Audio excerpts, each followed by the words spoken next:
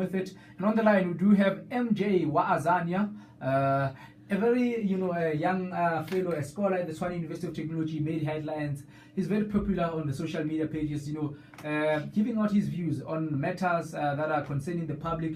He recently wrote an open letter to the, Minister of Education, Higher Education and Training, that is Mr. Blade Nzimande. And we have him today. He had his own opinion on, the relevance of Mandela Day, that question. And I know I'm going to pose as well a question of, racism post 21 years of freedom. MJ, welcome to the show. It means so much to us that the fact that you've joined us in studio today. Yes, good morning. Okay, yeah. I must tell you that, in fact, Awudi Elmond as well is in studio. You can highlight him if you want, with him Africa Wamaila. Yes. Okay. Yeah, I'm sure. So I present them also. Oh, okay. No, thank you so much. Now, give us a submission. What do you think about the relevance of Mandela Day? Is it relevant to be celebrated? And is it are we if it is relevant, and are we doing that in a correct way? Remember, today the whole world is observing 67 minutes of Mandela Day. No, the thing is that you see, people must accept an opinion. And accept that people will not treat those people who are recorded, who are regarded as the greatest people the very same way. Because I don't think that Mandela would have loved to be celebrated in this way, comparing to the current crisis in South Africa. The current crisis that has to do with the issue of youth unemployment and poverty. Because now we want to take someone who was regarded as a freedom fighter and make him an icon in a country which is a developing country, a country which is in crisis now, a country which, if we look now, there is nothing that you can trace as victory, as freedom. Because I don't think that the poor people have something to donate, have something to contribute to. Each other.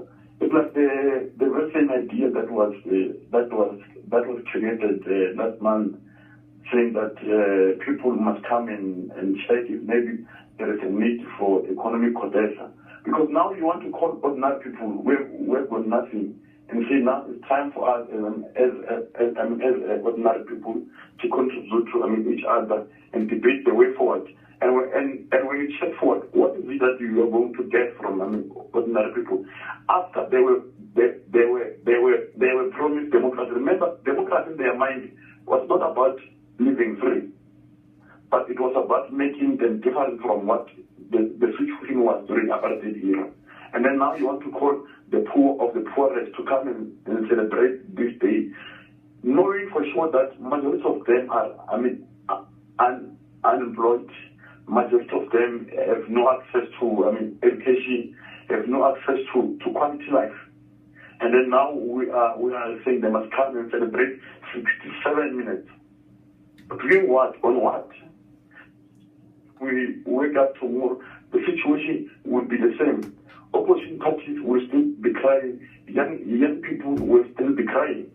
But there is a day which is well reserved that this is the day that people must come together and celebrate and build a nation without even having funds from government to assist some of those events. Because if you check where there is nothing or a problem which is reserved by the government that will question issues of unemployment in these 7 minutes. It's only ordinary people who are on the ground that they must do something. Yeah, no, you've said a mouthful. Gentlemen in studio, what is your response? Let's start with Elmond. Yeah, no. My brother captured it quite correct. I mean, you don't say we must shout 67 minutes and forget the 365 days on the calendar. So what then tomorrow? What then next month? What then next year? Should we say to poor people, wait for the next Mandela Day? and they must go hungry throughout waiting for another Mandela Day.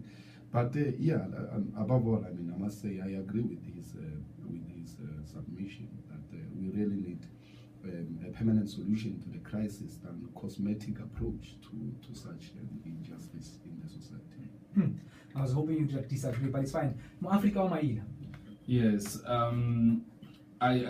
it's shocking. It might sound like a brainwave, but we never had a caucus. I don't know MJ or Azania. Yeah, I mean, the three of you guys, you are from the other side, Elmon is from the other side, and MJ is from the other side. I'm from the far from them, and I'm meeting them for the first time. But let me say this. I do not agree with this whole idea of celebrating Mandela Day, the 67 minutes. Not refusing to repeat the facts that they repeat. Let me advance the argument to say, if right now we are celebrating the 67 minutes, the question is one, on a day like this, can't we sit down and have a serious reflection upon what were those people, the Mandelas, were fighting for, than just being romantic about it and say we must just celebrate, turn a blind eye, and the newspapers now want people to focus on just cleaning the yard. The question is one, who's cleaning the yard in other minutes minusing the 67 minutes? The yards are always cleaned. Let us have a clear reflection, a clear dialogue on where we come from and where can we go. And I must say this, you see, it's a hypocrisy to an extent for us to come today and say we are celebrating Mandela Day, we are cleaning for 67 minutes. We as citizens of South Africa, if we really love our country, our continent, each and every day we will assume collective social responsibility, corporate social responsibility. I will tell you this, I don't celebrate Mandela Day because for me as Muafrika or Maila, it's a Mandela Day every day if I have to call. It's a day where I serve the people. I've assumed my social responsibility. Not to praise myself, but if you can go to my Facebook page, you will see that in January I bought shoes for school kids in Hammanskraal. I will be traveling 32 schools talking to students. I've posted that, invite me with a post. Why? Because I took responsibility, a social responsibility. Yeah. It's not about the day. We can't be fooled by a tenderpreneur who have been eating millions of taxpayers and he comes today to buy a grocer of 100,000 after he ate 50 million and say, wow, this is a great Mandela Day. There must be more to this than just the hypocrisy that we see. And as MJ said, those who are up there, they only come down once. Like that scenario of Moses in the Bible where he went up for many years. When he came, he found people worshipping other gods. That's why these people, when they see them, they get to celebrate them because they are never here on the ground. And the fear that I'm having is one. It's a post-Mandela trauma thing. You go to kids, they get excited, they kiss you, you are a minister or you are whatever in the community. After you no longer come back again. These kids go back to the relapse. Like an absent father who comes and sees the child get excited and the father goes for 8 months. So this is a deadbeat kind of approach in the social system. These people must be there every day. They can't just afford to come once and say 67 minutes, plant one flower, come out on newspaper first page. They must be there. They must surprise the schools by visiting them, these ministers of education. Yeah, no, very heated indeed. Sediso, yesterday you were observing 67 minutes of Mandela Day at Sunnyside. What do you think? What do you see? What do you say? I mean, these people are taking you. I mean, they're speaking about something that you were doing there. No, it's not necessarily them attacking what I'm doing, but I think they're saying that we should not just do it on, on a specific day. Yeah, but you did it on that day, so you can't agree with them.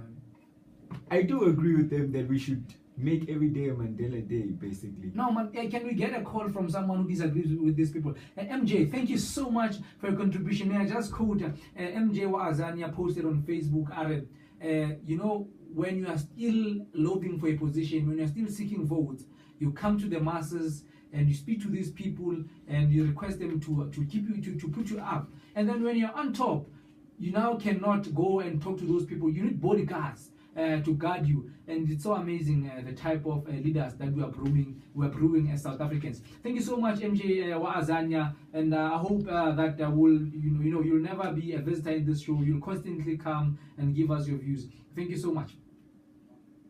Sharp.